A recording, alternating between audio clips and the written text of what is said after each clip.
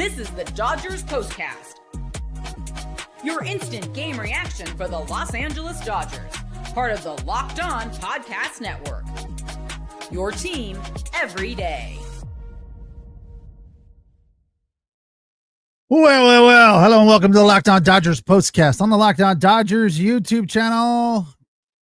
Coming on right after the game and breaking it down for you. I am Pete Fox, covering sports in LA dating back to 2007 for ESPN LA and NBC Sports Radio.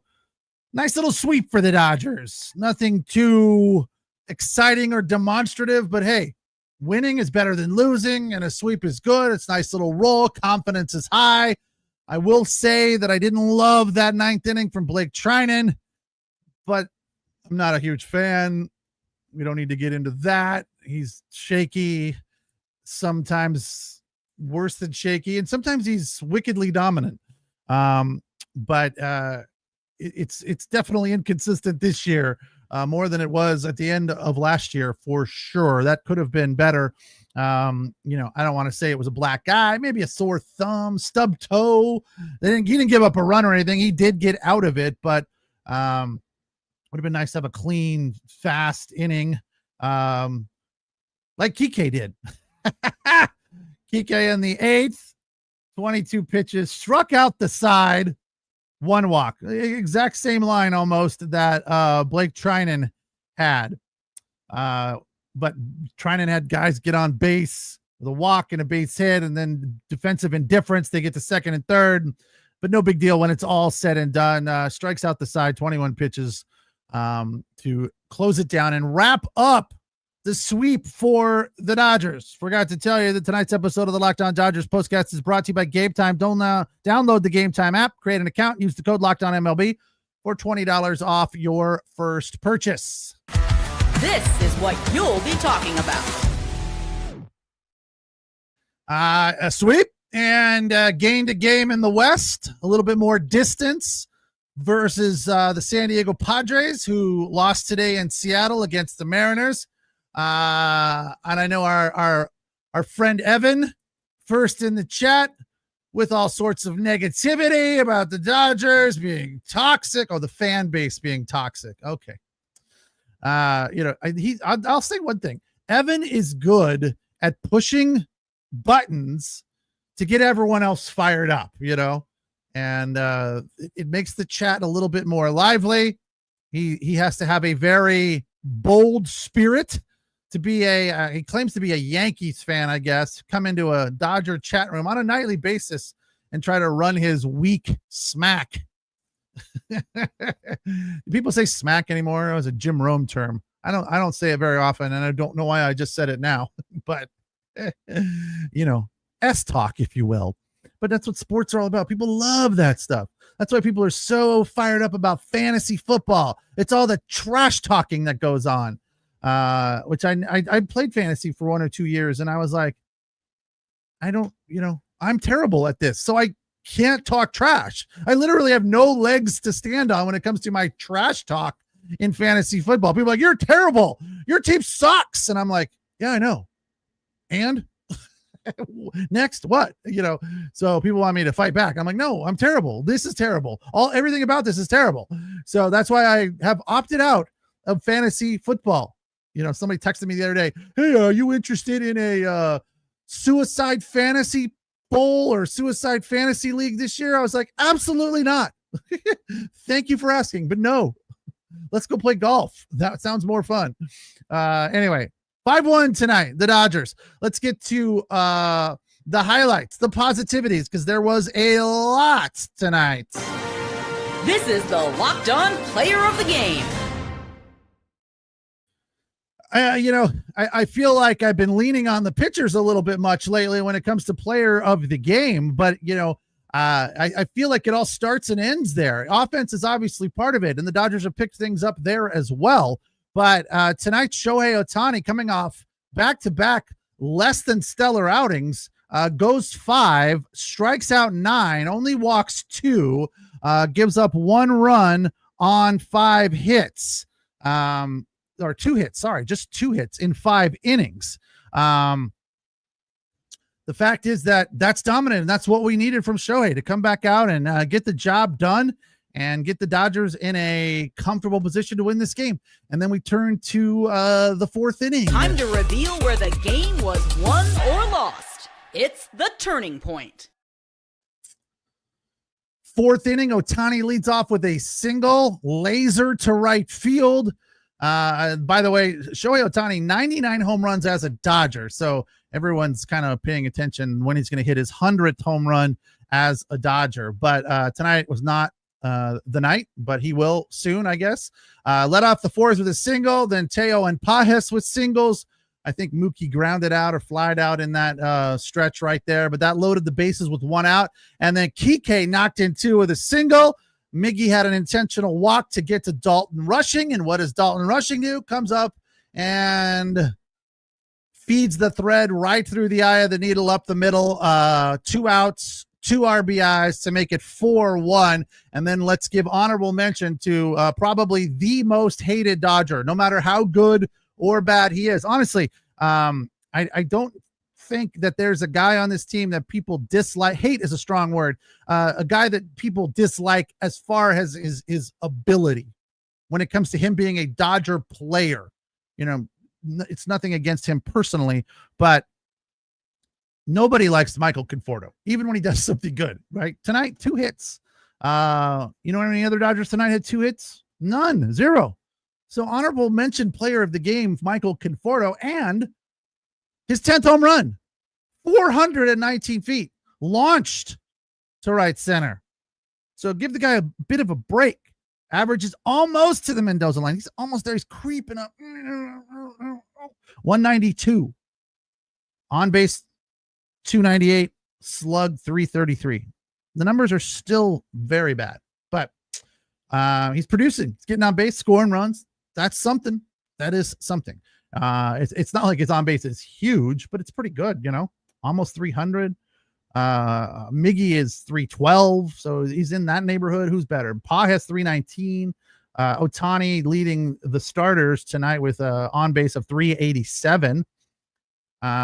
So Conforto getting on base, you know. Miggy Rojas continuing to actually no, he did not get a hit tonight. That is Dalton Rushing. Sorry, but I mentioned it last night. Over the last 8 games, he's got a batting average in the high 3s. Over the last 2 months, it's like 290. So Miggy Rojas is an unsung hero for this team and continues to produce. Tonight, though, 0 for 4. Did get on base with a walk, so that's good to see there. All in all, a 5-1 win, a sweep. The Padres losing. The Dodgers are now 2 up in the West.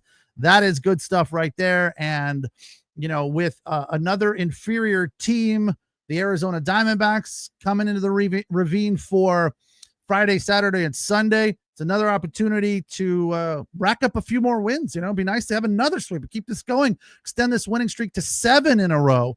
But, you know, you got to take advantage of these inferior opponents right now. You got to beat these teams. You can't let them slide by and go, well, you know, we can take care of this later. We're fine. We're fine. No, you got to win these games. These winnable games are important right now because you got to keep that distance. You got to keep your foot down. You got to keep that pressure on, and you got to go into the playoffs, you know, on a streak. Positive feelings, you know, positive momentum is what we need heading into the postseason. And with only one good team on our schedule, the remainder of this season, and I'm sorry, Giant fans, yeah, your team is no good. And even though the Dodgers have 7 against the Giants over the final 28, I think it is at this point. I know that the Giants have a different sense of purpose when they play the Dodgers because it's a rivalry and all of that, and throw the records out the window. Yeah, I get it. But their pitching is not good and their team is not good. Just ask any Giant fan. That's one of the things about Giants fans that I really admire. Even though I hate their team, Giant fans are extremely honest. They don't try to, like Yankee fans, doesn't matter how bad the Yankees are or good or whatever. All Yankee fans think that the Yankees are this far from winning the World Series. Doesn't matter if they're in a 10-game losing streak. Oh, we're going to win 12 in a row right after this and everything will be fine. They're never honest about the position of their team. Giant fans are. They're like, yeah, we're not good. I've heard it from many Giant fans recently. Yeah, they're terrible, right? I feel like Dodger fans are kind of on the fence. They're in the middle. There are some Dodger fans that are like, the Dodgers can do no wrong. There are other Dodger fans, like my brother, who's, I don't think he's a Dodger fan anymore. I think he might be a Padre fan now because he doesn't like Dave Roberts and he can't get past that. I don't care. As he said to me the other day, I don't care how many World Series Dave Roberts has won. I don't like him. I don't like his managing. I don't like anything he does. Nice guy, but I don't like his style. Like, okay, fine. I mean, so there are people like that are just negative to the end, about the Dodgers, even when they're playing well, right? Or they'll find a reason for it to be negative. Right now, I feel like it would be easy for Dodger fans to be negative and, kind of play that, well, it's the Reds, so what? The bottom line is they're still in first place and now by 2 games. And they're going to make a real push at being the 1 seed. That is not out of reach by any stretch of the imagination. So there is plenty to play for this team, and you have to take advantage when you're playing inferior opponents. So they did that today, and that's good. Let's keep it going against the Giants starting on Friday. It's the Locked On Dodgers postcast on the Locked On Dodgers YouTube channel, the place to hang out when every game is done. And don't forget to check out the weekly daily Dodgers podcast with Travis Rogers Monday through Friday on the Locked On Dodgers YouTube channel. We appreciate you allowing us to be your source for your team every day.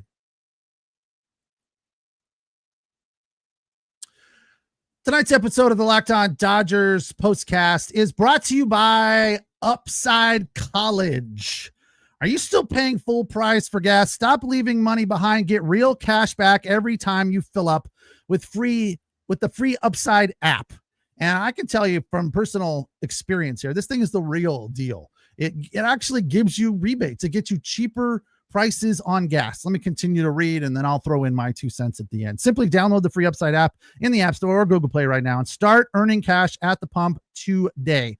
Use my limited time promo code football and get an extra 25 cents back per gallon on your first fill up. You could make up to $300 a year just from buying the gas you already need. So yes, I've used this. I have it on my phone. Basically, you find it, you go to a gas station or you go on the app, you find the gas station that is nearby on your way in your neighborhood, whatever.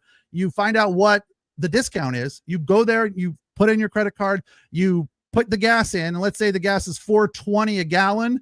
They'll give you a 20% discount. Not off the price, but you get a rebate and it adds up in your app. And then after you get to $20, $50, $100, whatever, you can do any number of things with it. You can save the money, you can transfer it, et cetera, et cetera. So the fact is that it is workable and it's doable and it is the real deal. So check it out.